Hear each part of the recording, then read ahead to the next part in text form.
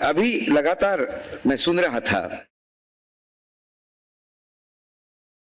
बहुत सारे लोग संविधान पे काम कर रहे हैं। संविधान क्या है ये समझने के लिए भी और संविधान क्या है ये समझाने के लिए भी मुझे बहुत खुशी हो रही कि इतने सारे लोग उसमें लगे हुए हैं। लेकिन मेरी चिंता यह है कि यदि संविधान ही नहीं रहा, संविधान ही बदल दिया गया, संविधान के जगह दूसरा कोई चीज लेके कोई आया, तो फिर मैं किस संविधान की बात करूं? मैं किस संविधान को समझाऊं? मैं किस अधिकारों की बात करूं? मैं किस दायित्व की बात करूं? मैं किस समता की बात करूं? मैं किसी बंधुत्व की बात करूं? और अमृत काल में देश के एक ऐसा समय आया कि दिल्ली में बैठ के अब यह लगने लगा कि संविधान बदला जाएगा। मुझे याद है कि जब चुनाव के बीच में राहुल गांधी से जब बात हुई तो उन्होंने मुझे पूछा, do you really think so? I said the draft is ready. चुनाव के नतीजों का इंतजार है। चुनाव में 50 दिन बाकी है, 58 दिन बाकी है। प्रयास करें कि संविधान अभी बचाओ, बाद में संविधान लोगों तक पहुंचाओ। ये तो तब रहेगा जब संविधान बचेगा। और फिर एक जन जागरण शुरू हो गया। मैं पत्रकार हूं, भाषण देना मेरा काम नहीं। मैं लेख लिखता हूं, चीजों को विश्लेषित करता हूं, टीवी पे जाता हूं, 15 मिनट के कार्यक्रम होते हैं, यूट्यूब पे ज्यादा से ज्यादा आधे घंटे के कार्यक्रम होते हैं, सवाल जवाब होते हैं। लेकिन लोगों के बीच में जन जागरण करने की स्थिति तब आई जब मुझे लगा कि नहीं, अब मैदान में उतरना पड़ेगा, गांव-गांव जाना पड़ेगा। और सबसे पहले मैंने गौतम बुद्ध नगर से शुरू किया, उत्तर प्रदेश से, और फिर लगातार भ्रमण चलता रहा। पूरा चुनाव में भ्रमण करता रहा, अलग अलग राज्यों में गया, अलग अलग कॉन्स्टिट्यूंसीज में गया, अलग अलग फोरम पे बात की। कहीं युवा क्रांति दल था तो कहीं निर्भय मनोविचार मंच था। और एक ही बार बार गुहार लगाता रहा, लोगों से भीख मांगता रहा कि कुछ भी करे, ये मेरे संविधान को बचाना है। उसके बाद मैं कहता हूं कि यह निर्लज्जता का अमृतकाल चल रहा है। हमारे महाराष्ट्र के उप मुख्यमंत्री देवेंद्र फडणवीस निर्लज्जता की पराकाष्ठा करते हुए लोगों को बता रहे थे कि विरोधकों ने गलत प्रचार किया संविधान बदलने का। संविधान बदलने की बात कहां से आई भाई? क्या संविधान बदलने की सबसे पहली बात कर्नाटक के हेगड़े ने नहीं की थी, जो भाजपा का बड़ा नेता था? क्या संविधान बदलने की बात फैजापुर के, जहां अयोध्या है, वहां के लल्लन सिंह ने नहीं की थी, जो वहां चुनाव लड़ रहा था? क्या संविधान बदलने की बात अरुण गोविल ने नहीं की थी, जो मेरठ से चुनाव लड़ रहा था? क्या संविधान बदलने की बात प्रधानमंत्री के आर्थिक सलाहकार समिति के अध्यक्ष ने नहीं कही थी? पूरे अखबार में एक 8 कॉलम में लेख लिख के वो कहता है कि this is time to replace the constitution. गाली देता है अंबेडकर जी को और कहता है it was a replica of the British colonial laws. We have to go back to the drawing board. हमें वापस उसी स्थिति में जाना होगा और फिर से एक नया संविधान लिखना होगा। शायद उस कुपड़ को यह पता नहीं था, उस महामूर्ख को यह पता नहीं था कि ये संविधान जब बना तब कई बड़े देशों के बहुत अच्छे संविधानों का अभ्यास किया गया। कई देशों के संविधानों का निचोड़ है ये। इस संविधान के एक शब्द के लिए चर्चाएं हुई, सैकड़ों घंटों की चर्चा हुई। आप जाके पार्लियामेंट्री के लाइब्रेरी में जाके देखिए, ग्रंथ पड़े हैं उस डिस्कशंस के। झगड़े हुए, एक एक शब्द पे लोग अड़े रहे, एक एक बात पे बात होती रही, तब जाके ये संविधान बना। और जब ये बना तो ये विश्व का बेहतरीन संविधान आज भी माना जाता है। जब ओबामा भारत आए थे और उन्होंने एक किताब मनमोहन सिंह जी को दी थी गिफ्ट में, क्योंकि ओबामा भी पढ़े लिखे थे और मनमोहन सिंह भी पढ़े लिखे थे। आजकल के प्रधानमंत्री को किताब गिफ्ट दी तो उनको पता नहीं पड़ता कि उल्टा पकड़े या सीधा पकड़े। कुपड़ों की जमात बैठी है दिल्ली में, तो वो भी एक पढ़ा लिखा इंसान, इधर भी एक पढ़ा लिखा इंसान। जब उन्होंने किताब ली तो उस पर लिखा था from the oldest democracy to the biggest democracy.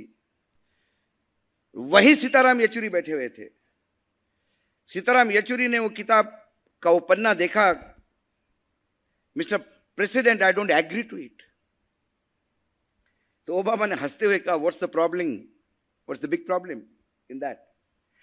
बोला, we are the biggest democracy but you are not the oldest democracy. वो बोला, हाउ कम, ऐसा क्यों? उन्हें कहा, आपके मेरे देश में जब संविधान लागू हुआ तब मेरे देश के हर नागरिक को मतदान का अधिकार था, महिलाओं को भी मतदान का अधिकार था। आपके देश में तो मेरे देश में अधिकार प्राप्त होने के 12 साल बाद कालों को अधिकार दिया था मतदान का, और स्त्रियों को अधिकार तो यूरोप के कई देशों में 20 साल बाद मिला। पूरे विश्व के आगे की सोचने वाला यह संविधान था। लेकिन अभी डॉक्टर साहब ने जिक्र किया 25 तारीख के वो संभाषण का। वाकई वो भाषण जो है बाबा साहेब आंबेडकर का, वो कम से कम हमारे जैसे पत्रकार तो एक बार महीने में पढ़ ही लेते हैं, क्योंकि जब भी कोई सामने होता है इस देश में, जो कोई चीज घटती है, तो उस भाषण में लगता है कि इसमें जिक्र है। बाबा साहब ने भी उसमें एक डर दिखा दिया। उस भाषण में एक जगह बाबा साहब कहते हैं कि मुझे डर भी है। और डर किस बात का? उन्हें कहा, संविधान अच्छा बुरा नहीं होता, संविधान तो संविधान होता है। इस संविधान को लागू करने वाले यदि नेता लोग गलत आ गए तो इससे घटिया संविधान नहीं होगा, और अच्छे लोग आ गए तो इससे बेहतरीन संविधान नहीं होगा। और ये घटिया लोग कैसे आएंगे?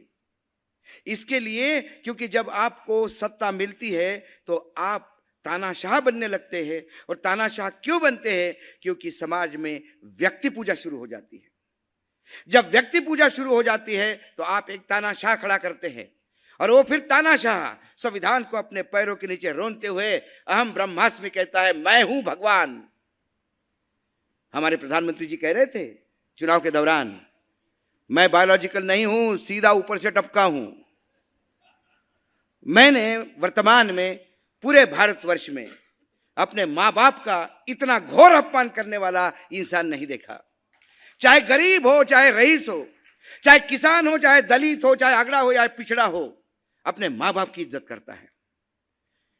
जो अपने मां बाप को डिसोन करे, बोले कि मैं पैदा ही नहीं हुआ इनसे, सीधा भगवान ने भेजा मुझे। जो आदमी अपने मां बाप की इज्जत नहीं कर सकता, वो देश की इज्जत क्या करेगा? हर जगह संविधान को मैंने 2014 से लेकर 2024 तक हर जगह मैंने संविधान को रोनते हुए देखा है। और हालत यह है कि जो 3 स्तंभ है इसके, एक विधायिका है, एक कार्यपालिका है और एक न्यायपालिका है। मीडिया चौथा स्तंभ नहीं है। वो जबरन हम अपने आप को घुसेड़ते हैं, टेकू लगाते कि हम भी है चौथा स्तंभ। कोई मीडिया चौथा स्तंभ नहीं है, 3 स्तंभ है। और 3 स्तंभ में जो विधायिका थी उसमें लोग पढ़े लिखे आते थे, अनपढ़ भी आते थे, तो अकल थी। आजकल कुपढ़ों की जमात इकट्ठा हो गई है। क्योंकि मैंने जब इनको अनपढ़ कहा तो एक बहुत सीनियर व्यक्ति ने मुझे एयरपोर्ट पे डांटा। उन्होंने कहा कि आप अनपढ़ कह के कितने लोगों का अपमान कर रहे हैं वानखड़ी जी, पता है आपको? मैंने बोला, सर क्या? मैं समझा नहीं। बोले, मेरे देश का किसान बहुत अनपढ़ है, पढ़ा लिखा नहीं रहता वो, लेकिन खेत में ऐसे पंछियों को उड़ते देखते हुए पता पड़ता है उसको कि बरसात कब होगी। वो हवा को भाप के बुआई करता है। वो आपके बड़े बड़े साइंटिस्ट से ज्यादा वो पता पड़ता है कि गाय की आवाज से वो पता पड़ता है कि गाय को क्या चाहिए। वो अनपढ़ है लेकिन अकलवान है। तो मैंने बोला, आप ही बताइए महाशय, इनको क्या कहूं? बोले, इनको कुपढ़ कहिए, एक नई जमात है। अनपढ़ आदमी तो पढ़ने के लिए ललायित होता है, पढ़ा लिखा तो जो पढ़ा है उसको ज्ञान कैसा लोगों को दूं इसलिए चिंतित होता है। ये जो कुपढ़ है ये अनपढ़ भी नहीं होता और पढ़ा लिखा भी नहीं होता, ये पढ़े लिखे को चैलेंज करता है और अनपढ़ पे हंसता है। और ये कुपढ़ ही भी है कि जो मटका नाले पे रख के गैस भी जलाता है। ये कुपढ़ भी है 4 सदी के संतों को इकट्ठा करता है। ये कुपढ़ भी है कि जो बादलों के पीछे प्लेन को चलाने की बात करता है। क्या? और उससे ज्यादा हास्यास्पद यह है कि जब वो मटके की बात कर रहे थे तो आईआईटी के स्टूडेंट तालियां बजा रहे थे। जूते से मारना चाहिए वैसे स्टूडेंट्स को। एक माइकल लाल खड़ा होकर ने बोला, mister prime minister please don't change the laws of the science. विज्ञान की धाराएं मत बदलिए सर। आप कानून बदलते हैं सब ठीक है, आप अपने शब्द बदलते हैं सब ठीक है, आप समाज में बदलाव चाहते हैं सब ठीक है, लेकिन विज्ञान तो विज्ञान ही रहने दीजिए। तालियां बजा रहे थे। हमारे चैनल उसको महिमा मंडित करते हैं कि देखिए साहब ने ऐसा बोल दिया। और हमारे सोसाइटी में एक शाखा में जाने वाले सज्जन थे। मैंने बोला क्या हो गया प्रधानमंत्री को? बोले नहीं, मैंने 3-4 जगह देखा ऐसा मटका रख के गैस जलाते हुए। मैंने बोला आप भी महान हो। ये एक भेड़चाल चली है। तो इस विधायिका में यदि कुपढ़ लोग आए हैं तो संविधान का रक्षण नहीं कर सकते, वो अपना स्वार्थ देखेंगे। आज के समय जो सत्ता में आता है वो मैं सत्ता में हूं और मैं अंतिम व्यक्ति का क्या भला कर सकता हूं इसकी चिंता नहीं करता। वो सत्ता में इसलिए आता है कि अगले बार मैं फिर कैसे सत्ता में आऊं, इसीलिए पहले दिन से जुगाड़ करना लगता है। तो फिर हम कहां रहते? कोई नहीं, कोई किसी की कौन चिंता करता है? आंबेडकर, शाहू, फुले, अंतिम व्यक्ति, मेरा किसान, धरती पुत्र, ये सारे शब्द चुनाव के समय निकलते हैं और चुनाव के बाद बंद हो जाते हैं। कोई उसका पूरा समय कोई उसकी चिंता नहीं करता। चुनाव के लिए पैसा चाहिए तो एक उद्योगपति की फौज खड़ी होती है, ठेकेदारों की एक फौज खड़ी होती है। वो ठेका लेते हैं आपके चुनाव का कि मैं आपको इतना पैसा देके जितवाऊंगा, मुझे काम दीजिए, तो उनको काम मिलता है। उद्योगपतियों को भारत की जितनी भी हमारे पूर्वजों ने बना के रखी है वो सारी चीजें बेच के उनको फ्री फंड में अलॉट की जा रही है, क्योंकि उनको पैसा चाहिए। और हम 5 साल में जब हमारा दायित्व सबसे बड़ा है, आज तो मेरा इस विश्वास उड़ गया इस बात पे कि लोग कहते थे कि 3 स्तंभ है, 3 में विधायिका वो कस्टोडियन है, कोई कहता है न्यायपालिका कस्टोडियन है, कोई कहता है कार्यपालिका कस्टोडियन है। मुझे तो ये कस्टोडियन नहीं, ये दिमक दिखती है जो संविधान को खोखला कर रही है। अब कस्टोडियन हम लोग ही है, हमें ही बचे हैं, और ये लड़ाई लड़नी पड़ेगी रास्ते पे, क्योंकि पाकिस्तान से आप लड़ सकते हो तो वो दुश्मन है। घर के अंदर से दुश्मन को लड़ना बहुत मुश्किल है। रावण राम से नहीं हारा, रावण विभीषण से हारा था। और ऐसे विभीषण हर जगह मिलेंगे आपको, और इनको ढूंढ के निकालना है। इसलिए चुनाव महत्वपूर्ण है, आपका वोट महत्वपूर्ण है। क्योंकि वहां बाबा साहब ने एक बात कही थी कि धीरूभाई अंबानी भी हो और उस राज्य का भिखारी भी हो, एक साथ लाइन में वोट देते हैं। ब्राह्मण भी हो, शंकराचार्य भी हो, और सबसे मैला ढोने वाला दलित भी हो, वो भी उसी लाइन में लगा के वोट देता है। उसका भी एक वोट है और मेरा भी एक वोट है। वो जो अधिकार दिया है हमें, उसका हम ठीक से उपयोग ना करें तो ये संविधान बदल देंगे। आज कितनी हम लोगों को कितना मूर्ख समझते हैं हमारे देश के नेता। ये तो मैंने आपको विधायिका बताई, अब कार्यपालिका पे आते हैं सर। आपने कार्यपालिका का पहले ही महिमा मंडन कर दिया। आपने ये भी कहा कि कार्यपालिका के जो आईएएस आईपीएस इसको ग्लोरीफाई मत करे। नहीं करते सर ग्लोरीफाई। ग्लोरीफाई करते होते तो आज दोनों यहां होते। आज दोनों यहां नहीं है, यही उनकी औकात है। और उनको पता है कि यहां जब जो बोला जाएगा वो कान में समाने की औकात भी होनी चाहिए।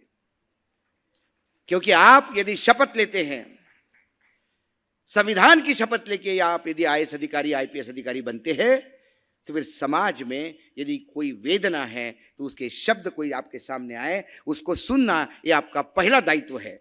लेकिन जिसको सिर्फ साहब का आदेश सुनने की आदत हो, जिसको सिर्फ ठेकेदार से कमीशन लेने की आदत हो, वो ऐसे शब्द नहीं सुन पाता।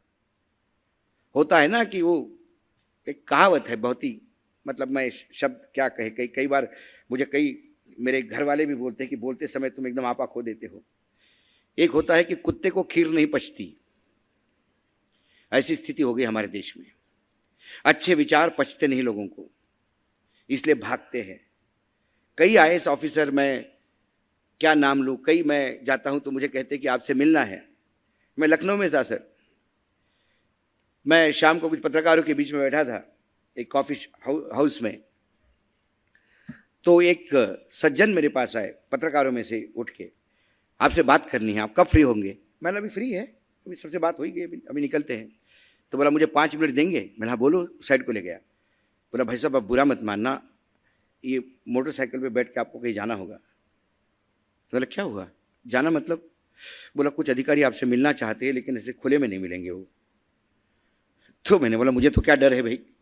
नहीं, बोले आपकी पूरी सिक्योरिटी। मतलब मुझे क्या डर है यार, मैं तो वैसे ही घूमता हूँ, पूरे देश घूमता हूँ, और मैं यूपी भी जाता हूँ और बिहार भी जाता हूँ। मैं बिहार में अभी पिछले सप्ताह बिहार में 28 जुलाई को मैं बिहार में गया और पटना में नीतीश कुमार के घर से 1 किलोमीटर के दायरे में मैं बता के आया कि आपने जब वहाँ एक प्रवक्ता ने कहा कि वैशाली ये जन्मभूमि है डेमोक्रेसी की, हमें गर्व है। मैंने बोला तुम्हें शर्म होनी चाहिए, तुम बिहारी हो। आज बिहार ये लोकतंत्र पे गाली है। 6 महीने में आदमी इधर से उधर मेंढक जैसा कूदता है और तुम हर मुख्यमंत्री बनने की शपथ पे ताली बजाते हो। शर्म नहीं आती तुमको वैशाली का नाम लेते हुए? ये मैं जाके, हम तो डर नहीं लगता। तो मैं मोटरसाइकिल पे बैठ के गया, तो जो अधिकारियों के बंगले होते हैं सर, उसके पीछे की एक लेन होती है कचरा वगैरह फेंकने के लिए, और वो किचन में रास्ता निकलता है, उधर कॉरिडोर और फिर किचन। तो वो मोटरसाइकिल वाले ने उतारा मुझे, वो कचड़े वाले रास्ते से ले गया। वो दरवाजा खुला, अब इधर जाओ। मैं गया तो किचन में, मैं समझ में नहीं आया। तो किचन में वो सर्वेंट था, बोला सर इस साइड से। मैं गया, मैं ड्राइंग हॉल में पहुंचा, 12 आईपीएस ऑफिसर बैठे हुए थे।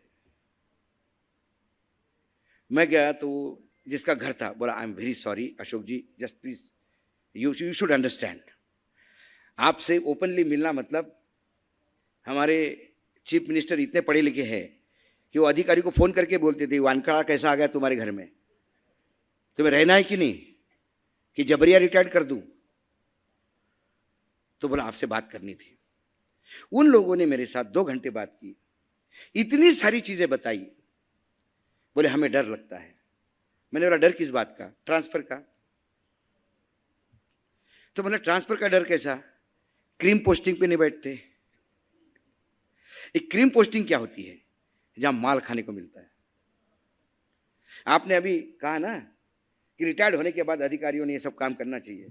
सर अब आपके पास कुछ नहीं इसलिए आप काम कर रहे हैं।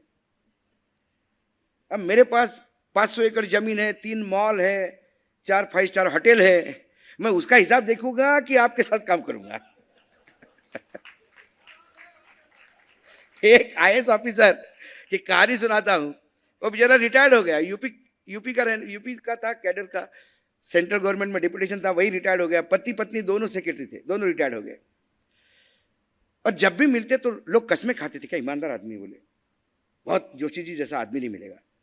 और जो मारुति पहली 800 जो निकली थी, पहला लॉट जिसमें पावर स्टीयरिंग भी नहीं हुआ करता था, वो मारुति थी उसके पास। और रिटायरमेंट के बाद ये बंदा 2 बेडरूम के फ्लैट में, और किसी भी कोई सा सोशल फंक्शन हो तो उसमें दोनों पति पत्नी खुद ही गाड़ी चलाता था। हमने बोला क्या सर ये गाड़ी का स्टीयरिंग व्हील भी आपको नहीं? बोले I could only offer this, मैं जीवन में देखो एक ही गाड़ी ले सका अशोक, देखो ईमानदारी से काम करने में, लेकिन सुकून की नींद लगती है मुझे। और हम कसमें खाते थे। ये 1-1.5 साल वो फंक्शन में रहा, फिर आना कम हुआ तो मुझे लगा तबीयत वगैरह ठीक नहीं वगैरह। फिर मैंने पूछा कहाँ गए, दिखते नहीं सर। तो बोला यार वो ज़्यादा शायद उम्र हो गई, हो रही होगी, और दोनों पति पत्नी ने फ्लैट भी बेच दिया और बोले शायद गांव चले गए। किसी ने कुछ नहीं कहा। एक दिन एक नोएडा का बिल्डर मुझे मिला, बोला याद है एक बार तूने जोशी जी से हाथ मिलवाया था मेरे को? मैंने हाँ। बोले सिडनी में मिले मुझे। मैंने क्या? बोले 3 5 स्टार होटल है उनके। मैं होटल से उतर रहा था, वो चढ़ रहे थे, मैंने बोला जोशी जी, तो एकदम झपक गया, बोले बोला नहीं नहीं, तो फिर बाद में लोगों ने बोला बोले ही the owner of the hotel.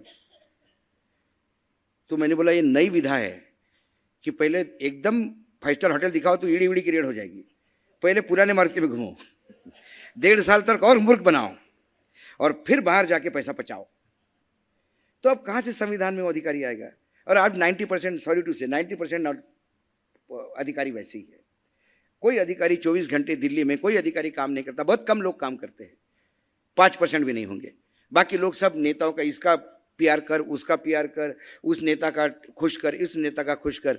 और अभी एक चीफ सेक्रेटरी आपका महाराष्ट्र का रिटायर्ड होकर दिल्ली में डेपुटेशन पे आया, दिल्ली में रिटायरमेंट के बाद उसको जॉब मिली, बीजेपी की सरकार ने कहीं रख लिया उनको। तो महाराष्ट्र सदन में कोई संगोष्ठी थी, उसमें वो बैठे थे, सवाल जवाब थे, मैं बैठा था पीछे। मैंने एक सवाल पूछा उनको, देखिए साइकी कैसी होती है अधिकारियों की और इनसे क्या अपेक्षा कर सकते हैं आप। मैंने उनको पूछा, what about the interference of the politicians in your work? आपके काम में राजनीतिज्ञों की कितनी दखल होती है? तो उसने कहा कि क्यों नहीं होनी चाहिए, राजनीतिज्ञों ने बिल्कुल दखल देनी चाहिए, क्योंकि उनको 5 साल में चुनाव लड़ना पड़ता है, अधिकारी को नहीं लड़ना पड़ता है। तो मैंने बोला इसके मायने हैं जो अधिक नेता बोलेगा वो करेंगे? बोले हमारे ड्यूटी है नेता का हिसाब से काम करना। दुर्भाग्य है वो महाराष्ट्र की चीफ सेक्रेटरी थे, मुझे शर्म आ रही थी कि मैं मराठी हूं। अधिकारियों का काम नेताओं के हिसाब से चलना नहीं है। नेता जिसे एग्रीकल्चर मिनिस्टर बनाया जाता है, उसने कभी जीवन में भुट्टा कहाँ लगता है पता नहीं, उसको मूंगफली कहाँ लगता पता नहीं, वो अपनी नई नई विम्स करता है, तो अधिकारी उसको बोलता है, खासकर PS2 मिनिस्टर है, उसका एक काम है कि नहीं सर ये आप नहीं कर सकते, ये कानूनन गलत होगा, संविधान अलाउ नहीं करता, ये अपने जुरिडिक्शन में नहीं है, ये करेंगे तो इसमें कोर्ट के 2 रूलिंग आए हैं सर पहले, ऐसा नहीं कर सकते। लेकिन नेता बोलते अधिकारी को तुम काय के लिए IAS हो, इसको बिठाओ कैसा भी करके और करो मैंने जैसा कहा वैसा। और ऐसे करने वाले हैं तो ये लोग पामेरियन हो गए हैं, सत्ता के दरबार में पूछ हिलाते हुए अपने मालिकों के चरण चाटते हैं। इससे ज़्यादा मेरे पास बोलने के लिए नहीं है। अब आइए न्यायपालिका। न्यायपालिका में कई जगह हमको लगता है, क्योंकि हम भी कई बार अपने मुंह की खाते हैं, एक केस चलता है, केस की रोज रिपोर्टिंग आती है और हम शाम को कहते हैं कि सैल्यूट करते हैं, संविधान के रक्षक के रूप में DY चंद्रचूड़ चढ़े हैं, क्या टिप्पणी की, क्या बेहतरीन बोला। रोज टिप्पणियां होती है, हम प्रोग्राम पे प्रोग्राम करके कसीदे पढ़ते हैं और जब ऑपरेटिव जजमेंट आता है तो फिर लगता है कि ये क्या बोला था 3 दिन से ये क्या हो गया। और लेटेस्ट उदाहरण कल का उदाहरण, एक वकील जाता है हाई कोर्ट में कि ये जो बंद पुकारा है महाविकास आघाड़ी ने ये गैर कानूनी है। ये दोपहर को एप्लीकेशन जाती है हाई कोर्ट में, आदरणीय जज साहब कहते हैं कि हमको इसमें मत लाओ, don't drag us into this politics, हमारा कोई लेना देना नहीं इससे, सरकार वो चला रहे वो बंद कर रहे उसमें हम क्या कर सकते हैं, हम कुछ नहीं करेंगे। फिर वो कहता है सर सुनना पड़ेगा। अच्छा फिर शाम को सुनते हैं। ये सब नौटंकी थी यदि मैं कहूं तो, और मैं रिस्पॉन्सिबिलिटी से बोल रहा हूं और ये रिस्पॉन्सिबिलिटी ओन अप कर रहा हूं। जिस मंच पे बोल रहा हूं उस मंच का कोई इसमें ये नहीं है। यदि मैं जज साहब के बारे में टिप्पणी कर रहा हूं तो व्यक्तिगत रूप से कर रहा हूं और अशोक वानखड़े आने वाले हर उस मुसीबत को झेलने को तैयार हैं। उन्होंने ये शाम को दिया जानबूझ के डिसीजन ताकि आप सुप्रीम कोर्ट में नहीं जाए, और हाई कोर्ट के जज का डिसीजन सुप्रीम कोर्ट के जज के डिसीजन की धज्जियां उड़ाता है। शाहीन बाग का आप देख लीजिए क्या हुआ। शाहीन बाग के समय क्या था सुप्रीम कोर्ट का रूलिंग शाहीन बाग के समय, कि विरोध का अधिकार है और ये फंडामेंटल राइट है टू अपोज, आप ये नहीं छीन सकते। शाहीन बाग का आंदोलन खत्म नहीं कर सकता सुप्रीम कोर्ट। ये सुप्रीम कोर्ट ने कहा, सुप्रीम कोर्ट वैसा परिभाषित करता है या ऐसा परिभाषित करता है। फंडामेंटल राइट है हमारा विरोध प्रकट करना, बंद विरोध प्रकट करने का एक रास्ता है। पीपल्स रिप्रेजेंटेटिव एक्ट राजनीतिक दल को वॉलंटियर ऑर्गेनाइजेशन कहती है, जो एक सिविल सोसाइटी है। उन्हें बिल्कुल अधिकार है कि वो प्रोटेस्ट करें। सिर्फ जज तब बोल सकता है जब इस बंद के खिलाफ महाराष्ट्र गवर्नमेंट कोर्ट में आती और महाराष्ट्र गवर्नमेंट कहती कि ये इंटेलिजेंस की रिपोर्ट है सर, यदि ये बंद कल हो गया तो रक्तपात मचेगा, हाहाकार मचेगा, तो आपको गुहार है। तब जाके ये बोलना होता है, तब जाके कहीं जज और सुन सकता है या जज इसको एंटरटेन कर सकता है। महाराष्ट्र गवर्नमेंट सीन में ही नहीं है। एक वकील आया, उसने एप्लीकेशन दी, बाद में पता पड़ा उस बेंच ने आज तक कभी सरकार के खिलाफ दिया ही नहीं कुछ। उनको भी सुप्रीम कोर्ट जाना होगा। उसका लक्ष्य न्याय देना नहीं है, सुप्रीम कोर्ट जाना है। सुप्रीम कोर्ट वाले का लक्ष्य राज्यसभा है। मतलब ये खत्म ही नहीं होता। लेकिन जिस काम के लिए आए हैं, क्या आप न्यायदान करते हैं? चंद्रचूड़ साहब ने अभी कहा कि न्यायदान होना महत्वपूर्ण नहीं है, न्याय हुआ ये दिखना चाहिए। आपने भी तालियां बजा, मैंने भी तालियां बजाई। फिर मैंने एक सवाल खड़ा किया। अब उनसे तो सवाल नहीं पूछ सकते, हम तो वीडियो में सवाल रिलीज किया हमने। मतलब आपने इलेक्टोरल बॉन्ड में न्याय तो किया, दिखा नहीं ना सर। डकैती की है राजनीतिक दलों ने, एक्सटॉर्शन किया है राजनीतिक दलों ने, ईडी सीबीआई के नोटिस देके चंदा इकट्ठा किया है, दवाई के सैंपल फेल होने पे वो पास करने के लिए आपने पैसा लिया है, आपने बड़े बड़े बिल्डर के लाइसेंस देने के लिए पैसा लिया है, और एक लॉटरी वाले ने तो सबको ही पैसा दिया। इसलिए कोई हमारे सब नंगे, कोई बोलने को तैयार नहीं है। आपने सब सामने लाया, लेकिन जिसने ये काम किया उस पे पनिशमेंट कब? उस सरकार को कौन पूछेगा कि तूने जो डकैती की है इसकी जवाबदेही किसकी? किसने तुझे अधिकार दिया? उस पे ब्लैंक हो गए। तो न्याय तो दिया, दिखा कहां चंद्रचूड़ जी? वो भी मौन है। तो न्यायपालिका भी तीसरा स्तंभ को भी कीड़ लग गई है। हर जगह बातें बड़ी बड़ी करते हैं। डिलीवरी में तो हमेशा, आजकल तो कोई कहता कि बहुत बढ़िया टिप्पणी की है, मैंने होल्ड ऑन, कोई शो मत करो, ऑपरेटिव जजमेंट आने दो। ऑपरेटिव जजमेंट क्या होता है? और ऑपरेटिव जजमेंट आपको देखना हो तो राम मंदिर का देखिए, क्या बेहतरीन जजमेंट है सर। जजमेंट, मैं बैठा हुआ था एक टीवी पे, वहां जजमेंट शुरू हो गया देना, और वहां का रिपोर्टर 2-2 मिनट में एक एक लाइन ऐसा भेजता था। सबसे पहले बेंच ने कहा कि आस्था की कोई जगह नहीं है न्यायपालिका में, हम मात्र प्रूफ देखते हैं और उसी पे हम डिसीजन देंगे। मैंने बोला ये हो गया संविधान का रक्षक। एंड में क्या आया? लेकिन कि लोगों की आस्था देखते हुए कि रामलला वही है। तो अरे मेरे बापड़े, तू पहले काहे को बोला? सीधा सीधा 2 लाइन का जजमेंट देता कि मेरे को लगता है कि आस्था है और मैंने राम मंदिर दे दिया, चलो नेक्स्ट। काहे इतना घुमा घुमा के जिलेबी इमरती करता है भाई? क्यों करता है?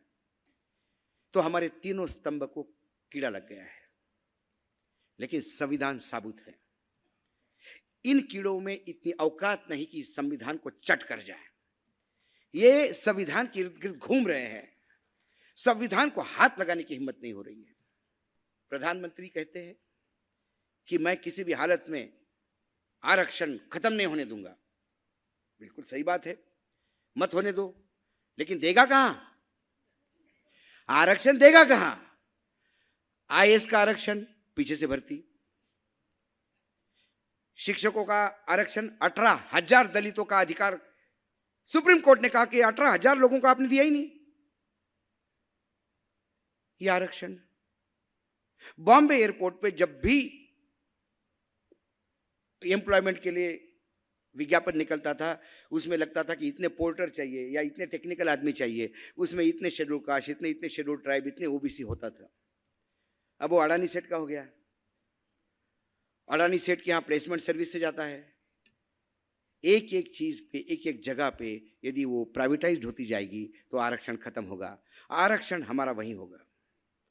आरक्षण हमने कम नहीं किया। आरक्षण तुम्हें बाबा साहब ने दिया, उसको हम छेड़ेंगे नहीं, लेकिन खुदा कसम आरक्षण मिलने भी नहीं देंगे। देखते हैं तुम आरक्षण कहां लेते हो। ये दुमुही सरकार है, सवाल पूछने चाहिए। मैं कांग्रेस को बहुत अच्छा नहीं कहता।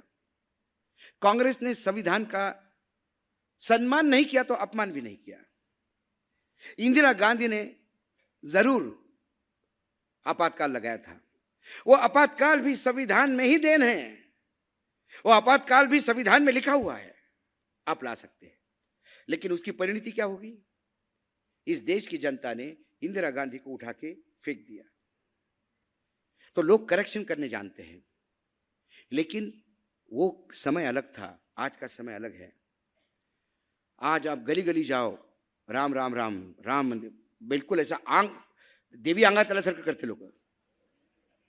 गाय रास्ते पे दिखी तो गाड़ी आप आदमी पे चढ़ा दो, लेकिन गाय को यदि टच हो गई गाड़ी तो आपकी गाड़ी भी टूटेगी, आदमी भी मरेगी अंदर से कि गौ माता को मारा। और इनकी माता रास्ते भर प्लास्टिक खाते हुए घूमती रहती है। ये मध्य प्रदेश में सरकार ने कह दिया था कि हर जिले में गौशाला होनी चाहिए। सबने गाय इकट्ठा कर दी, सरकार से अनुदान लिया, गाय को चारा ही नहीं दिया, सैकड़ों गाय मर गई। गाय मरने के बाद वही गाड़ दी, बताना भी नहीं पड़ा। फिर किसी ने देखा तो वो फिर पता पड़ा कि इतना बड़ा स्कैंडल हो गया, फिर 2 लोगों को अरेस्ट हो गया, 3 दिन बाद जमानत हो गई।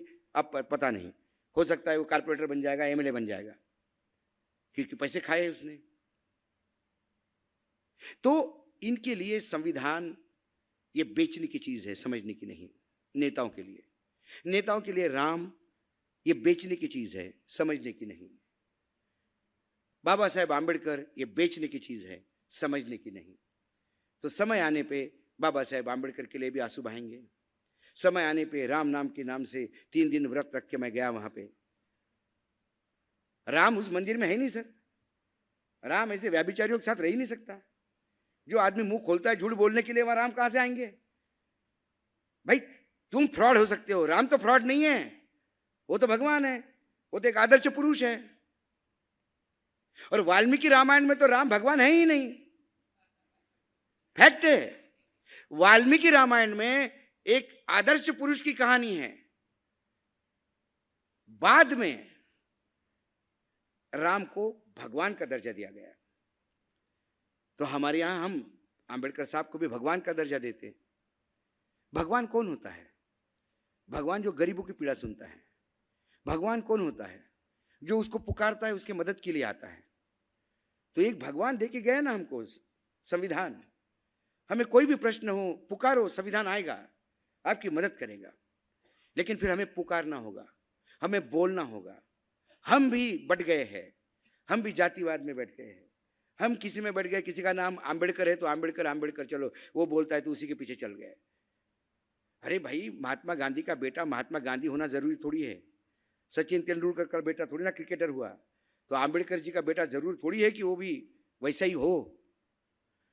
आंबेडकर जी की महानता उनके लिखे हुए किताबों में, प्रकट किए हुए विचारों में और संविधान में एक संयुक्त रूप से दिखती है, वो है आंबेडकर। सिख समाज को मैं बहुत मानता हूं एक चीज के लिए। अंतिम गुरु ने कहा कि इसके बाद कोई गुरु नहीं होगा, ये बंद करो, ये गुरु का जन्म, फिर उसको वो गुरु, फिर वो जाएगा तो दूसरा गुरु, 10वां गुरु, 11वां गुरु, बोले कोई गुरु नहीं। ये ग्रंथ है, यही गुरु है। आंबेडकर जी ने भी बोला कि अभी कोई आंबेडकर नहीं, यह संविधान है, यही आंबेडकर है। तो आंबेडकर के नाम से जितने घूम रहे वो सब फर्जी है, ये जान जाइए आप। क्या जो आंबेडकर का नाम लेते हैं उनको पूछिए कि आंबेडकर को क्या जानते हैं आप। हमारे जादव साहब ने इतनी बड़ी बड़ी किताबें लिखी साहब आंबेडकर पे। एक दिन मैंने उनको पूछा, मैंने बोला आप प्लानिंग कमीशन में भी है, आप इसमें भी है, आप इतना ट्रैवल करते हैं। मैंने बोला मैं भी लिखना चाहता हूं, मुझे सिर्फ जगह बता दीजिए, किताब लिखने का समय कहां से निकलता है। नहीं फालतू की बात करते, बोले नहीं बता दो मुझे, क्योंकि मैं भी सुबह से शाम तक लगा रहता हूं काम में। मैं भी बाद में सोचता हूं, फिर लोग मुझे कहते हैं कि तुम पागल हो, तुमसे ज्यादा बिजी जादव साहब रहते हैं, देखो इतनी बड़ी बड़ी किताबें लिखते हैं, हर 3 महीने बाद एक किताब रिलीज होती उनकी। ऐसे लेखक भी है, वो भी आंबेडकर को बेचते हैं। आंबेडकर की लिखी हुई भाषण को रख के और अपनी 2 टिप्पणियां रख के लोग बड़े बड़े किताबें लिखते, लोग नेता हो गए, लोग लेखक हो गए। अरे आपके आचरण में आंबेडकर कहां है? आंबेडकर की किताब नहीं लिखी खोबरागढ़ी जी ने। मैं इसलिए नहीं कहूं मंच पे है ये, लेकिन आंबेडकर के सबसे ज्यादा पहले प्रतिनिधि मैं इनको मानता हूं, क्योंकि रिटायरमेंट के बाद आराम से आदमी जिंदगी जीता भाई। क्या कमी थी? एक सदनी अधिकारी है, अपनी रिटायरमेंट की आती है, इज्जत है समाज में। इसके बावजूद यदि लगातार ट्रैवल करते हैं, संविधान के लिए बोलते हैं, ये आंबेडकर है। फर्जी लोग आंबेडकर नहीं है। इसलिए व्यक्ति पूजा, बाबा साहब ने अपने भाषण में 25 तारीख के भाषण में बोला था कि व्यक्ति पूजा ही तानाशाह पैदा करेगा, और मोदी है तो मुमकिन नहीं तानाशाह पैदा किया। लेकिन धन्यवाद देता हूं मैं इस देश को, इस देश की जनता को धन्यवाद देता हूं मैं कि 240 पे रोक के संविधान बचा लिया। यदि 370 जाता तो ना आप यहां होते ना मैं यहां होता। हम सब शाखा में सुबह उठ के काली टोपी पहन के नमस्ते सदा वत्सले मातृभूमि कहते होते। मेरा उसको भी विरोध नहीं, लेकिन कोई भी चीज थोपो मत।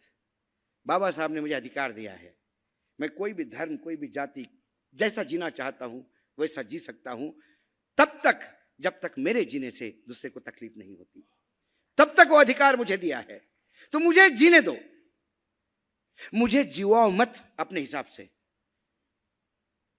कि तुम राम मंदिर नहीं गए तो तुम देशद्रोही हो गए। राम हमने बुलाया और तुम राम के प्राण प्रतिष्ठा में नहीं आए। अरे भैया 143 करोड़ लोग हैं, उस दिन वहां 2 लाख लोग आए थे, बाकी देशद्रोही हो गया, रामद्रोह हो गया। ये राम हमको बताएंगे? इनके बाप को मालूम है राम क्या है? राम शबरी को पूछो कहां है। राम केवट में पाया जाता है। राम वो है, रावण के मरणासन्न स्थिति में अपने भाई को आदेश देता है, पृथ्वी पे सबसे ज्ञाता इंसान जा रहा है, उसके चरणों में बैठ के ज्ञान ले। यह है राम। तुम लोगों को जेल में डालते हो, राम का नाम लेते हो। ये राम को भी अपमानित करते हैं, ये हर एक को अपमानित करते हैं जिनका नाम इनके मुंह से निकलता है। लेकिन किसी ने मुझे अभी कल ही में नागपुर में एक सब्जेक्ट था कि 2024 के निर्णय के बाद क्या हुआ, दिल्ली क्या कहती, दिल्ली कैसी है। तो मैंने कहा कि हम सब किसान हैं, घर में गाय बैल भी होते हैं, गाय भी होती है। तो मैंने एक उदाहरण दिया कि 2014 में गुजरात के गिर के गाय ने एक बछड़ा दिया। बछड़ा नया था, प्यारा था, दुलारा था। अब छोटा बछड़े के साथ हम खेलते हैं, वो किधर भी मुंह मारता है, कभी बकेट ढोल देता है, तो कुछ कोई बछड़े को मारता नहीं, उसको संभल के खींच के ले आता है। वो बछड़ा बड़ा होते होते बड़ा हो गया 10 साल में। अब उसकी आदत गई नहीं, वो उठ के किसी को भी सींग मारने लगा, किसी को भी लात मारने लगा। तो फिर घर के मालिक ने कहा कि अब एक खेती में काम करने लायक हो गया, इसको वेटरनरी हॉस्पिटल ले जाओ और इसका कैस्ट्रेशन करवाओ। बैल कैसे बनाते पता है ना आपको? 2024 में भारतवर्ष के लोगों ने इस सांड को बैल बना दिया।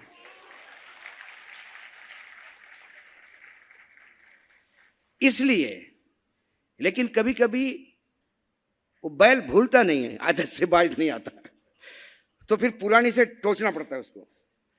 तो फिर ये वक्फ बोर्ड का बिल लेके आया और चंद्रा बाबू ने दे पुरानी पीछे से छोड़ दिया। फिर दूसरा बिल लेके आया ब्रॉडकास्ट, हमारे जैसे लोगों को बंद करने के लिए, मुंह बंद करने के लिए। तो किसी ने कहा कि वो चंद्रा बाबू फिर पुरानी ऊपर लेके बैठा, बोले अभी पैक कर दो। फिर पीछे से एंट्री करवाई, फिर दोनों तरफ से पुरानी लगी। अब यो घायल है, जख्मी है, और ये ज्यादा दिन टिकेगा नहीं। इस देश की जनता ने देख लिया, हम संघर्षशील हो सकते हैं, हम आधे भूखे हो सकते हैं, हम अधनंगे हो सकते हैं, हम प्रकृति से लड़ रहे हैं, हम महंगाई से लड़ रहे हैं, बेरोजगारी से लड़ रहे हैं, असंख्य हमारे पास अपने प्रॉब्लम्स हैं, लेकिन इतना होने के बाद भी हम मूर्ख नहीं हैं। हमें कोई मूर्ख नहीं बना सकता। हम इमोशनल लोग हैं, कभी कभी किसी के बहकाव में आ जाते हैं, लेकिन जब हमें समझता है तो फिर हम उसकी औकात दिखा देते हैं, और इस देश ने औकात दिखा दी। और औकात तो 180 पे है, ये दावे के साथ कहता हूं मैं, ये 240 पे नहीं, 180 पे है। ये तो मशीनों का खेल हो गया। करीब करीब 69 सीटों पे जहां जितने मत डाले गए उससे ज्यादा गिने गए, ऐसे 69 सीटें हैं। तो मैं तो फिर भी 60 सीट देता हूं, मशीन ने भी दी होगी राजीव कुमार के, तो भी 240 पे औकात पे है। और लगातार, और मुझे नहीं लगता 6 महीने तक का टाइम भी है इनके पास, ये टूट जाएगा। ये तानाशाह अपने घर जाएगा। अपने इतिहास, चाहे पुराण उठा लो, चाहे इतिहास उठा लो, चाहे मेडिवल हिस्ट्री उठा लो, मॉडर्न हिस्ट्री उठा लो, जो तानाशाह हुआ कुछ समय तक उसने राज किया, उसके बाद उसका जो हश्र हुआ वो आप सोच भी नहीं सकते। हर तानाशाह का हश्र होता है। तो ये जनता है जो लगातार संघर्ष कर रही है, और इसीलिए मैंने कहा कि पहली प्रायोरिटी हमारी ये थी कि हम किसी भी हालत में संविधान को बचाएं। अब संविधान बच गया है, अब फिर से अपना काम चालू करना है। बीच में जो ब्रेक मैंने कम से कम लिया, वो सिर्फ इसलिए लिया कि पहले संविधान तो बचाऊं। संविधान ही नहीं बचाएगा तो फिर मैं क्या लोगों को बांटूंगा। अब संविधान बच गया है, और अच्छी तरह से बच गया है। नहीं तो मनुस्मृति तय थी, और ये मनुस्मृति क्यों, ये दोगले क्यों हैं? मोहन भागवत जी इसी जिले से आते शायद। मोहन भागवत जी कहते हैं कि हमको मुसलमान चाहिए। मोहन भागवत जी कहते हैं कि यहाँ के मुसलमानों का डीएनए भारतीय है, बिल्कुल मानते हैं। वो कहते हैं मैं छुआछूत से दूर हूं, मुझे छुआछूत नहीं चाहिए समाज में। और पंचजन्य आर्टिकल लिखता है कि देश में जाति पाति रहेगी तो ही हिंदू धर्म एक साथ रहेगा। जिस दिन जाति पाति नष्ट हो जाएगी, हिंदू धर्म बिखर जाएगा। ये पांचजन्य का पिछले सप्ताह का आर्टिकल है। उनका ओरिजिनल सोच पांचजन्य से आता है। जो ओरिजिनल है वो ये है, जो डुप्लीकेट है वो आप लोगों के सामने बोला जाता है। क्या संघ में अभी तो कोई दलित संघ चालक हो ही नहीं पाया? सब ब्राह्मण होना जरूरी है? ये तो सांस्कृतिक ऑर्गेनाइजेशन है। एक ठाकुर आया था, रज्जू भैया, बाकी तो सब ब्राह्मण है। संविधान से नफरत क्यों होती है तानाशाह को? इसलिए नहीं कि उसको मनुस्मृति लागू करनी है।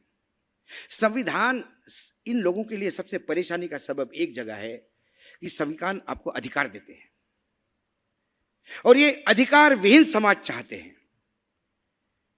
आपको कोई अधिकार नहीं हो, वो आपको गाय भैंसों जैसा हाके। वो बोले इधर चलो तो आप उधर चलो, वो कहे ये खाओ तो आप उधर ये खाओ। आपने उसने कहा कि ये पहनना होगा तो ये पहनना होगा। आपने कहा यही त्योहार मनेगा तो ऐसा ही मनेगा। जैसा ही कोई कहता है कि ऐसा करो, हम कहते हैं कि ऐसा क्यों करेंगे, हमको तो अधिकार है।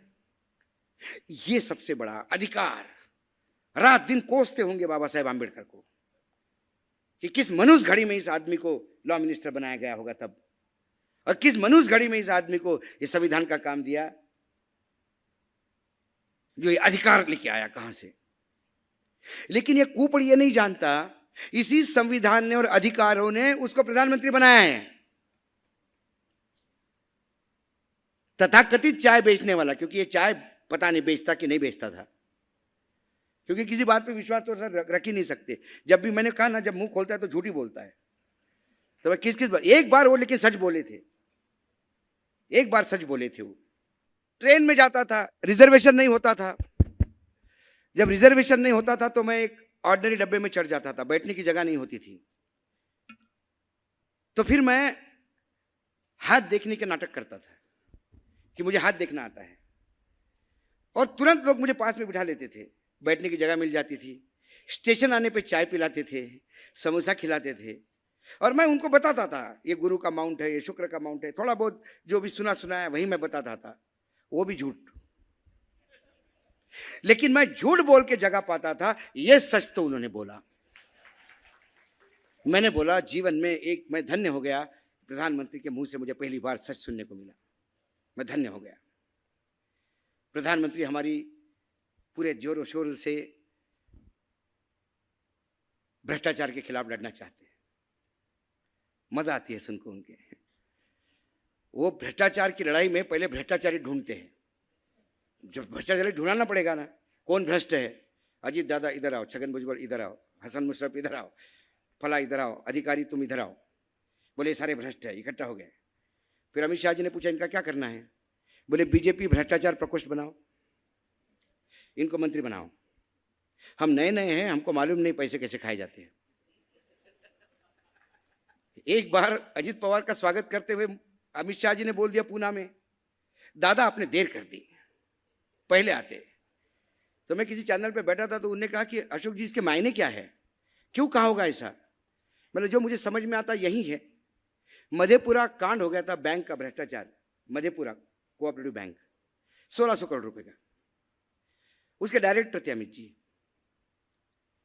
और यहां 17,000 करोड़। तो कई ईगो हट हो गया। दादा पहले मिलते तो हम भी 70 कर लेते, हमको तो पता ही नहीं, हमारी औकात तो 16 तक ही थी। मैंने बोला यही मैं सोच सकता हूं, और क्या सोचूं। ये स्त्री के लिए लड़ना चाहते हैं, स्त्री मां मेरी आंखों में से पानी, वाह वाह। लेकिन जब ये राजदंड लेके उस नए पार्लियामेंट में जा रहे थे, 500 मीटर दूर इस देश की होनहार लड़कियां जिन्होंने ओलंपिक में गोल्ड मेडल लिया, सिल्वर मेडल लिया, उन लड़कियों को दिल्ली पुलिस अपने जूते के नीचे रेंद रहे थे। तब स्त्री के लिए इनका पसीना कहां था, क्योंकि वो लड़कियां भाजपा के एक गुंडे शरण सिंह, ब्रजभूषण शरण सिंह के लिए कंप्लेंट कर रही थी। वो बाहुबली, मतलब गुंडा ही कहते हो, बाहुबली ऐसे ही शब्द एक हिंदी में लेते हैं उनको, काहे के बाहुबली है, महिलाओं पे ऐसे हमले करते हैं, बाहुबली कहां से हो गए। ये तो व्यभिचारी कीड़े हैं समाज के।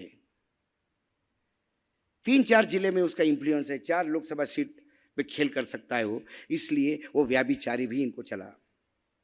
प्रधानमंत्री ने निर्लज्जता का मैं आपको अंतिम उदाहरण बताता हूं, क्या निर्लज्जता होती है।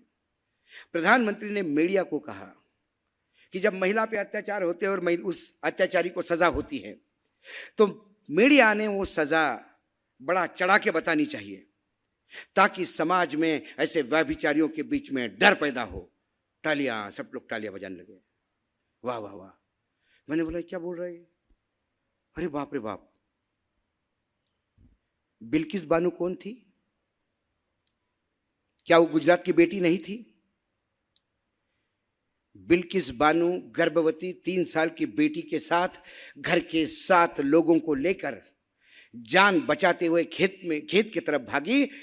इन नराधमों ने उसको खेत में पकड़ा, उस महिला के सामने 7 लोगों, 3 साल के बच्ची को पैर पकड़ के जमीन पे जैसे कपड़े धोते हुए, और उसके बाद उस गर्भवती महिला के साथ 7 ने बारी बारी कुकर्म किया। ये मेरे आरोप नहीं, ये सर्वोच्च न्यायालय तक केस जाने के बाद न्यायाधीश के शब्द है। उसके बाद उन लोगों को सजा होती है, और फिर गुजरात गवर्नमेंट उन लोगों की सजा माफ करती है, और जब लोग बाहर निकलते हैं तो ये भाजपाई उनका स्वागत करते हैं, बैंड बजा से ले जाते हैं। तब प्रधानमंत्री कहां गए थे, तब प्रधानमंत्री कहां गए थे। सजा भी हुई थी प्रधानमंत्री जी, हमने कवरेज भी दिया था, लेकिन फिर ये दो मुही बात करने वाली बात है। ये तो लाल किले की भी पवित्रता खत्म कर चुके हैं। लाल किले के प्राचीर से कितने कितने लोगों ने बोला है। जो पार्लियामेंट में ही झूठ बोलते हो, उनसे क्या लाल किले की और क्या अपने और आपकी और मेरी इज्जत का सवाल होगा। ये सत्ता के भूखे हैं, सत्ता का मक्खन इनको खाना है, और सत्ता के मक्खन खाने के लिए ये किस हद तक जा सकते हैं। ये रो सकते हैं, ये अपने माँ को भी, बीमार माँ को अंदर के कॉट से बाहर कॉरिडोर में लाते हैं, क्या कि मैं, तू मुझे आशीर्वाद दे ताकि कैमरे देखे। जो अपने माँ का भी मार्केटिंग करता हो, जो अपने गरीबी का मार्केटिंग करता हो, जो हर चीज़ का मार्केटिंग करता हो, एक मार्केटिंग मैनेजर है। दुर्भाग्य है कि भारतवर्ष देश, बड़े जैसे देश में वो वहाँ बैठा है, और हमारा दुर्भाग्य है कि हमने उसको बिठाया है। हमने बिठाया है, हम ही लोग हैं। तो इसलिए संविधान बचेगा, संविधान बच रहा है, लेकिन संविधान पे हमला करने वाले ऐसे हमलावर फिर न पैदा हो, इसका गारंटी समाज को लेना होगा। कब तक हम रहेंगे, कब तक डॉक्टर साहब रहेंगे, और कब तक हम बोलेंगे? समाज को ये देखना होगा कि सांसद या एमएलए जो विधायक है, आमदार खासदार भगवान नहीं है, ये आपके नौकर है। उनसे पूछो, आंखों में आंखें डाल के पूछो, साहब साहब करते हुए उनके लिए चाय लेके मत दौड़ो। हमने उनको भगवान बना दिया है, पैरों के नीचे रखो उसको, उसकी औकात बता दो उसकी। तो मैं एमएलए हूं तो क्या हुआ, किसके भरोसे है? अब मैंने वोट दिया तो तू एमएलए है, तो काय का एमएलए रे? तू जिस गाड़ी में चल रहा है ना, उसका पेट्रोल भी हो सकता है मेरे पैसे से हो, टैक्स मैं भी भरता हूं, अपने घर से नहीं लाता। मैंने तो एक बार लिखा था सर कि जितने भी अपने खासदार है, इनको आईआईएम में लेक्चरर करके भेज देना चाहिए, क्योंकि पहली बार चुनाव लड़ता है, एफिडेविट देता है, दूसरी बार 5 साल बाद चुनाव लड़ता है, प्रॉपर्टी में 16 टाइम बढ़ोतरी होती है। मतलब भैया 5 साल में तू पार्लियामेंट भी संभालता है, कॉन्स्टिट्यूंसी भी संभालता है, लोगों के प्रश्न भी संभालता है, और बिजनेस भी करता है। इसके बाद यदि तेरी 16 टाइम तेरी प्रॉपर्टी बढ़ती है, तो तेरे जैसे होनहार आदमी को आईएमए में जाना चाहिए। हमारे सब बच्चों को पढ़ाओ यार, कैसे बनाते हैं ये, ताकि इस देश के लोग आगे बढ़े। सोने की चिड़िया हो जाएगा भारत। बेशरम है, लोगों को बोलना नहीं आता। मध्य प्रदेश और राजस्थान का चीफ मिनिस्टर है, उसको कॉन्ट्रडिक्शन शब्द बोलना नहीं आता, खटरंग खटरंग खटरंग करता रहा, लोग हंसते रहे। इतने में एक विधायक उठ के खड़ा हो गया, बोला अरे हिंदी में बोल दीजिए साहब। तो बोले मैं क्या करूं, अंग्रेजी में लिखा है। ये शब्द है, ये हंसी करने की बात नहीं है, ये हम अपने पे हंस रहे हैं। यह एक प्रदेश के मुख्यमंत्री है। नारायण राणे को इंग्लिश में पूछा हुआ शब्द नहीं दे सकता। नारायण राणे थापा के यहाँ चाय पिलाता था, सब्जी लाता था। थापा के कहने पे यूनियन के कोटे में इनकम टैक्स में प्यून था। ये प्यून आदमी महाराष्ट्र का मुख्यमंत्री बनता है, ये प्यून आदमी एमएसएमई का मंत्री बनता है। और जब सवाल पूछता है कोई एक सांसद उसको अंग्रेजी में, तो जवाब नहीं दे पाता। फिर उसको स्पीकर हिंदी में समझाता है, हिंदी में नहीं समझ पाता, और बंबईया भाषा में बोलना करता है तो बोलता है वो समझ गए, तुम बैठ जाओ यार। अब ये हमारे अभिभावक है। मैं प्यून को बुरा नहीं मानता, लेकिन कुछ लोग उस पद पे जाने के बाद उस पद की गरिमा को अनुसार अपने आप को ढालते हैं। एक गरिमा होती है उस पद की कि मैं मंत्री बनूं तो मैं स्टडी करूं, दिन रात में कागज देखूं। मैंने ऐसे कई मंत्रियों को देखा है। मैंने सोमपाल शास्त्री को देखा है, एग्रीकल्चर मिनिस्टर थे। एक दिन बोला मिलना है, तो बोला रात को 2 बजे आ जाओ। मैंने क्या हो गया, कहाँ मिलोगी 2 बजे? बोला ऑफिस में। मैंने 2 बजे तक क्या करते हो? अरे पूरा पढ़ना पड़ता है अशोक, मैं ऐसा थोड़ी फाइल क्लियर करता हूँ, I have to read the file. ऐसे भी मंत्री है, और बाकी मंत्री पूछते किधर साइन करना है।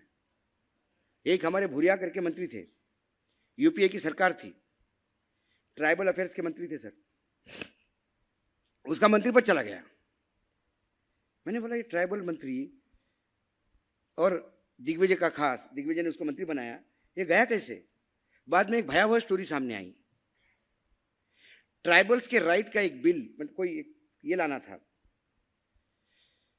तो ये जो एडवाइजरी कमेटी थी जिसमें सोनिया जी अध्यक्ष थी, तो उनमें सबने बोला कि ये ट्राइबल के लिए लाना चाहिए। उन्होंने कहा immediately write note to the tribal minister. वो अंग्रेजी में नोट गया, बापड़े को अंग्रेजी आई नहीं, इसने पीएस को दिया, पीएस को क्या खुन्नस थी पता नहीं, उसने उसको डंप कर दिया, किसी को बताया ही नहीं। उसके बाद 2 मीटिंग के बाद किसी ने कहा कि मैम दैट ट्राइबल बिल, बोला अरे अभी तक नहीं आया, राइट अ स्ट्रांग नोट। उन्हें दूसरा नोट लिखा, पीए ने फिर देखा, पीए ने उसका रिप्लाई दिया कि एडवाइजरी कमेटी गलत सोच रही है, भारत सरकार ऐसा कुछ नहीं कर सकती, और इसे साइन करवा के भेज दिया। सोनिया जी गांधी बोले ये भारत सरकार मतलब क्या है ये आदमी, भगाओ इसको। फिर मैंने बोला भुरिया जी क्या हुआ? अरे यार ये जो है ना पीएस, पता नहीं यार कौन सी दुश्मनी निकाल रहा था यार मेरी, अरे साइन करवा ले यार बाबा उसमें, मैं कोई सोनिया जी को बोल सकता हूँ क्या ऐसा? अरे निपटा दिया यार मेरे को उसने। ये हमारे मंत्री है, क्या करे, दुर्भाग्य है। तो संविधान बचाना है, सामाजिक, जब आप अच्छे नेता भेजोगे, जब बाबा साहेब आंबेडकर को जो 25 तारीख को डर लग रहा था, ये 75 साल बाद कम से कम समाज इतना प्रगल्भ होना चाहिए कि उस समाज ने बाबा साहब को वंदन करके बोलना चाहिए कि बाबा साहब वो डर अब आपको लग रहा था वो हमने निकाल दिया। अब समाज इतना प्रगल्भ हो गया कि हम हमारे विधायक, हमारे सांसद उस अनुरूप चुनेंगे कि वो जाके कम से कम इस देश के अंतिम व्यक्ति के लिए काम करेंगे। जब ये बात होगी तब कहीं जाकर हम ये मान पाएंगे कि संविधान भी बचेगा। और जो सामाजिक, आपने कहा था कि भाई सामाजिक लोकशाही तभी आएगी जब सामाजिक लोग संसद में बैठेंगे। यदि उनका सामाजिक दायित्व ही नहीं है, वो किसी मिशन के लिए आए हैं, किसी कोटे में आए हैं, किसी काम के लिए आए हैं, तो फिर ऐसे लोगों का कोई कहीं जगह नहीं।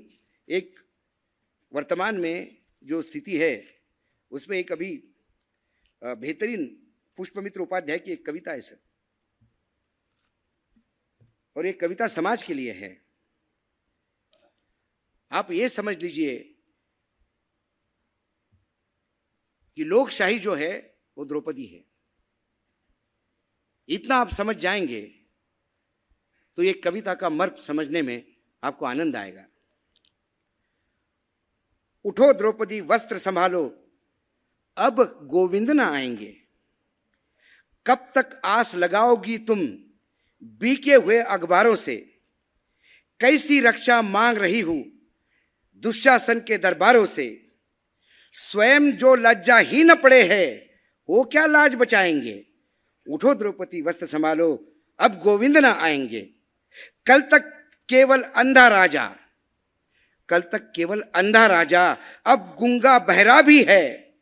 होठ सील दिए हैं जनता के, कानों पर भी पहरा है। तुम ही कहो ये अश्रु तुम्हारे किसको क्या समझाएंगे। उठो द्रौपदी वस्त्र संभालो, अब गोविंद ना आएंगे। छोड़ो मेहंदी भुजा संभालो, खुद ही अपना चीर बचा लो। द्यूत बिठाए बैठे शकुनी, मस्तक सब बिक जाएंगे। उठो द्रौपदी वस्त्र संभालो, अब गोविंद ना आएंगे।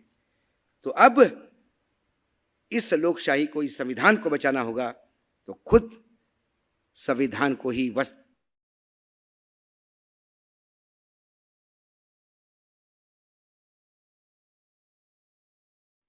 मैं कोई क्रांति करने की बात नहीं करता, लेकिन हमारी क्रांति होती है 30 सेकंड में जो बटन दबाने का हमको चांस मिलता है। वो 5 साल हम हमारा भाग्य विधाता देते हैं। वो 5 साल इस संविधान के प्रति नमन करने वाला व्यक्ति भेजते हैं। वो 5 साल इस संविधान की रद्दी बना के उसमें खुरमुरे बेचने वाला आदमी भी हम भेज सकते हैं। इस 5 साल में एक व्यभिचारी, दुराचारी, भ्रष्टाचारी भी हम भेज सकते हैं।